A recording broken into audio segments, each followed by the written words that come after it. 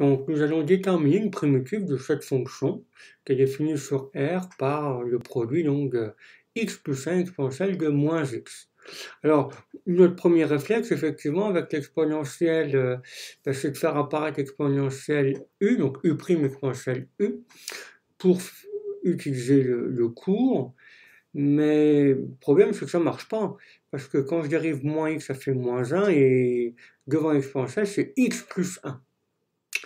Alors, l'idée, finalement, ça va être de faire quoi? De se dire, très certainement qu'il y aura une exponentielle devant, ça c'est qu'on en est persuadé. Et puis peut-être que devant l'exponentielle, ma primitive pourrait s'écrire d'une certaine manière. En fait, elle pourrait s'écrire, on pourrait imaginer qu'elle s'écrive de la forme ax plus b, facteur d'exponentielle moins x. Alors, ça, c'est une hypothèse que je formule, où je vais trouver a et b.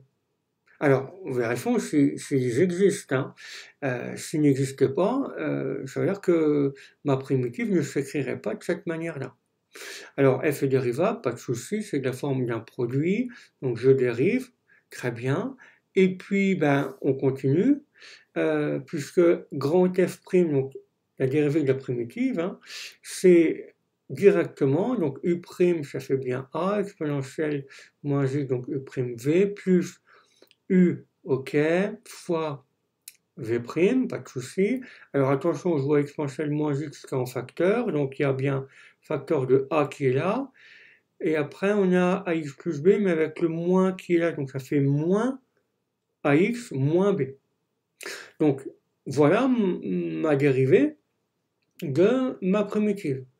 Ce que je veux, c'est que je puisse écrire petit f. Alors, je regarde exponentielle moins x qui est devant, pas de souci, et pour avoir x plus 1, il faudrait que je prenne tout simplement a égale moins 1, comme ça fait moins, ça fera donc plus 1x, et puis dans ce cas, en prenant b égale moins 2, parce que là on va avoir du moins 1 et moins 2, donc ça fait moins 1 plus 2, ça nous fera bien 1, donc ça nous fera bien x plus 1.